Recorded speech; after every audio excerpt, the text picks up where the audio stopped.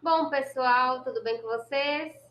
Estamos iniciando, então, mais um PET, começando a semana 1 do PET volume 5, dando continuidade aos estudos remotos. Para esta semana, nós temos como tema a taxonomia. Então, o que é taxonomia? É a ciência responsável por fazer a classificação sistemática em categorias de diferentes áreas. Ela é responsável por categorizar os seres vivos em grupos afins, baseando-se nas semelhanças que possuem. Então, a taxonomia é um ramo da ciência, da biologia, que vai agrupar os seres vivos de acordo com o que eles têm em comum. Então, Aristóteles, ele foi o primeiro a realizar essa categorização. Então, na época dele, né, igual está mostrando aqui no esquema que eu retirei lá do PET mesmo, está representando aqui duas categorias de seres vivos. Então, ele colocou como animais os seres que têm sangue e os que não têm sangue. Então, dentro do grupo dos animais, ele dividiu em dois subgrupos. Um subgrupo dos animais com sangue, que aqui a gente tem um cachorro de exemplo, e o subgrupo de animais sem sangue, que aqui a gente tem um exemplo também. E outro grupo que ele dividiu, que ele separou os seres vivos, foi o grupo das plantas. No grupo das plantas, ele conseguiu criar 3 subcategorias ou subgrupos. Então, dentro do grupão das plantas, ele separou as ervas, os arbustos e as árvores, de acordo com o que esses seres vivos tinham em comum. Então, a taxonomia, ela é um ramo da ciência que vai separar os seres vivos de acordo com o que eles têm em comum. A princípio, eles, eles identificavam características físicas em comum, né? Mas hoje a gente sabe que tem muitas outras informações que não são visualizadas, mas que são levadas em consideração. Então, atualmente, a classificação que usamos, ela foi proposta pelo cientista Carl Linnaeus, ou simplesmente Carlos Linneu, que é a tradução em português. Foi um médico sueco que também era zoólogo e botânico, ou seja, ele estudava os animais e as plantas. E ele foi considerado o pai da taxonomia. Então, ele criou vários critérios para organizar e classificar, separar os seres vivos em grupos, de acordo com o que eles têm em comum. Então, a classificação ao longo dos tempos sempre levou em consideração as características que os seres apresentam em comum. Inicialmente, essas características eram meramente de aparência, foi o que eu disse agora mesmo, né? Então, até então, eles identificavam visualmente quem parecia com quem.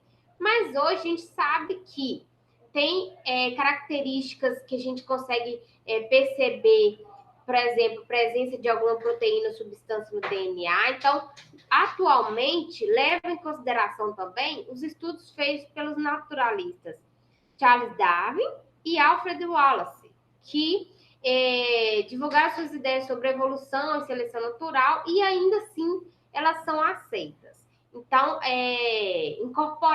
eles conseguiram, através dos seus estudos, trazer mais informações. Então, a classificação ela saiu desse meramente visual para considerar outros aspectos também. Então, eu trouxe essa imagem, ela não está lá no PET, mas é para a gente conseguir entender como são esses grupos onde os seres vivos estão organizados. Então, existem grupos onde eles são organizados, né? Desde espécie, que é o grupo mais restrito que a gente fala, vou explicar sobre isso, até reino. Hoje já se fala de um grupo além do reino, que seria o domínio, tá? Mas como no PET não traz essa nomenclatura, eu não coloquei aqui. Mas vocês podem, às vezes, assistir em vídeos ou ler em outros lugares. existe um grupo mais abrangente aqui, que seria o domínio, tá? Então, o reino, aqui nesse esquema, ele é o grupo que engloba, que vai abrigar a maior quantidade de ser vivo. Então, aqui, ó, no reino dos animais, tem vários animais aqui, ó, vários, minhoca, estrela do mar. O que esses seres vivos têm em comum? Todos eles são animais, tá? E aí, para ser animal, tem várias características. Tem que ser pluricelular, a célula tem que ser eucarionte, tem que se alimentar de outro ser vivo. Então, são várias características que eles têm em comum. Inclusive, nós estamos aqui, né? Nesse mesmo reino, compartilhando com o cão, o lobo. Então, todos esses aqui estão no mesmo reino, no mesmo grupão. Aí, quando a gente vai passando aqui para o outro grupo, a gente vai restringindo. O que significa isso? A gente vai limitando, vai separando cada vez mais. Então, o reino é o maior grupo, onde vai ter o maior número de ser vivo, com as características em comum, e aí vai estreitando, vai diminuindo a quantidade de ser vivo presente nos grupos. Então, no filo cordata, que é o exemplo que eu trouxe aqui, então nesse filo, a gente já vai ter menos ser vivo com relação ao reino. Então, por exemplo, nesse filo dos cordatos, são todos aqueles seres, aqueles animais que têm coluna vertebral. Então, a minhoca é animal, ela está no reino dos animais. Mas ela não está no filo dos cordatos, porque ela não tem coluna vertebral. Então, aqui a minhoca já vai estar no outro filo, tá? Então, o filo, ele restringe, ele vai separando cada vez mais o grupo, tá? Aí, do filo, eu já vou passar para a classe, porque o subfilo nem sempre ele vai estar presente no que vocês vão ver daqui para frente. Então, a classe é um grupo menor, mais restrito ainda, onde vai separar, aqui no exemplo, a classe é dos mamíferos. Então, por exemplo, as cobras já não estão nessa classe mais. Então, significa que vai ainda selecionar cada vez mais até chegarmos em espécie. Então, a espécie, para ser considerado, para aqueles seres vivos serem considerados da mesma espécie, tem que haver, por exemplo, cruzamento entre indivíduos e gerar descendente fértil. Então, mesmo aqui, ó, por exemplo, nós temos no gênero Canis, nós temos lobo, nós temos outros animais aqui, mas por eles não cruzarem e gerar descendente fértil, eles não são da mesma espécie, tá? Então, a gente vai dizer que o reino é um grupo grande, onde vai ter vários seres vivos que compartilham algumas características, e quando vai chegando mais próximo de espécie, significa que o grupo vai diminuindo a quantidade de ser vivo naquele grupo, mas que eles têm muitas coisas em comum. Então, quanto mais próximo a espécie aqui, mais coisas em comum eles têm, tá? Então, a gente vai dizer que dentro do mesmo reino existem vários filos, dentro de um mesmo filo existem várias classes, dentro da mesma classe, várias ordens, dentro da mesma ordem, várias famílias, e aí por diante, tá? Então, essa classificação, ela é usada até hoje, e aí leva em consideração as características não somente físicas, tá? Mas também relacionadas ao DNA. Então, quanto mais próximo a espécie aqui, mais características em comum, tanto física quanto relacionada ao DNA, esses seres têm, tá? E aí existe uma regrinha para a gente saber qual que é essa ordem. Porque sempre vai ser o reino mais abrangente, o filo depois do reino, sempre tem essa sequência. Então, do mais abrangente para o mais restrito, nós temos reino, filo, classe, ordem, família, gênero e espécie. Do mais restrito para o mais abrangente, a gente tem o contrário: espécie, gênero, família, ordem, classe, filo e reino, tá? Então, existe uma regrinha para a gente, um lembretezinho, para a gente conseguir lembrar essas palavrinhas, qual que é a ordem dela, tá? Então, é a inicial da palavra. Reficofage. Reficofage é uma palavrinha que eu aprendi lá com Marisa, quando ela foi minha professora, que é para a gente conseguir lembrar qual que é o maior grupo. Ré de reino. O próximo, de quê? De filo. E aí vai até chegar em espécie, tá? Então, eu trouxe essa imagem para vocês entenderem que o reino é o maior grupo e aí vai restringindo até chegar em espécie, ok? E aí, então, Linneu, ele criou nomenclatura binominal para espécie. Então, o que significa isso? Ele criou regrinhas para dar nome de espécie. Nome de espécie não é aleatório.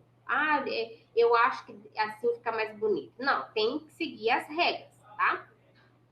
Então, toda espécie vai ter 2 nomes, ou seja, o nome da espécie vai ser binominal. São 2 palavrinhas para dar o nome da espécie. Então, todo ser vivo ele tem um nome científico. A gente chama uma planta, um animal, pelo nome popular, cachorro, lobo, urso, mas cada espécie tem seu nome científico. Então, se eu for pesquisar sobre o urso panda, ele tem um nome científico, que é composto pelo menos 2 palavrinhas, tá? E esse nome científico ele é usado para não haver confusão no meio científico. Então, por exemplo, imagina se a gente está fazendo um estudo sobre o urso panda. Eu não quero que ninguém confunda que animal eu estou falando, porque aqui no Brasil, pra gente, o urso panda é aquele que a gente lembra, né? Que é branco com preto e tal. Mas a gente pode ter um mesmo animal ou uma mesma planta com nomes diferentes de acordo com a região onde a gente está conversando, né? De onde a pessoa for.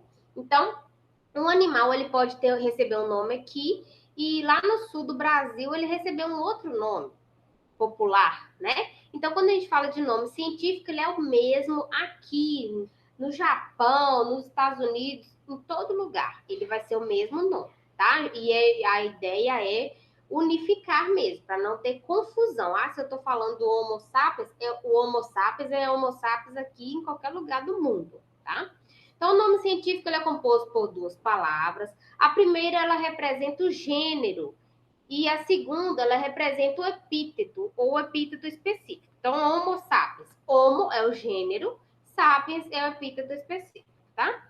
As 2 palavras que compõem o nome científico devem estar em itálico. Então, quando você vai ler um texto, ou na internet, qualquer lugar que seja, o nome científico de qualquer ser vivo, pode ser uma bactéria, um vírus, o que for, ele tem que estar escrito em itálico, que é uma letrinha diferente, que quando a gente digita, você coloca lá itálico, ela fica meio na diagonal. Ou então ela vai estar em negrito, tá? Se a gente for escrever o nome científico de algum ser vivo, ele precisa estar sublinhado. Então, a primeira letra do gênero, ela deve estar em maiúscula. E a primeira letra da espécie em minúscula. Então, vou até voltar aqui para a gente ver. Então, a espécie, 2 palavras, 1, 2. Essas palavras estão em latim, tá? Sempre vai estar em latim, porque o latim a gente chama de língua morta, ou seja, não tem um país, uma nação que usa o latim como língua principal, igual a gente usa o português, igual tem lugar que usa o inglês ou o espanhol, porque quando existe isso, a gente pode ter alguma mudança nas regras. Então, por exemplo, o português, há algum tempo atrás, ele teve alteração. Teve palavra que perdeu hífen, teve palavra que perdeu acento. Então, o latim, a gente considera ele uma língua morta, ou seja, ele não vai sofrer modificação mais. Então, a palavra que foi criada há 1000 anos atrás, ela vai ser a mesma hoje, porque o latim ele não sofre alteração. Então, o nome de espécie sempre vai estar em latim. com duas palavrinhas, uma, duas.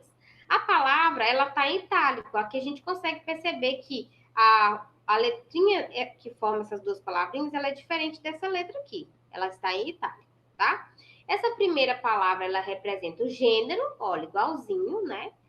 E a primeira letra da primeira palavra, que é o gênero, ela tem que estar em maiúsculo. Então, a primeira letra em maiúsculo e o resto tudo em minúsculo. São regras que precisam ser respeitadas, tá? Então, exemplo, Homo sapiens, na hora que eu copiei aqui, até perdeu a configuração, né? Então, aqui já está até errado, ó. Homo sapiens tem que estar em itálico. Então, aqui ele tem que estar em itálico. Ele é um nome científico do homem, do ser humano, né? Então, ela tem que seguir as regras. São duas palavras, estão em latim, a primeira palavra com a primeira letra maiúscula, o restante tudo minúsculo. A única coisa que faltou aqui é colocar em itálico, né? Que na hora que eu copiei lá do PET, perdeu essa formatação, tá bom? Então, essas são as regras para classificação dos seres vivos, entendido? Se ainda tiver alguma dúvida, eu estou à disposição, pode mandar mensagem, fique à vontade. Muito obrigada e eu vou postar esta aula no Class. Então, muito obrigada pela atenção. Tchau, até semana que vem.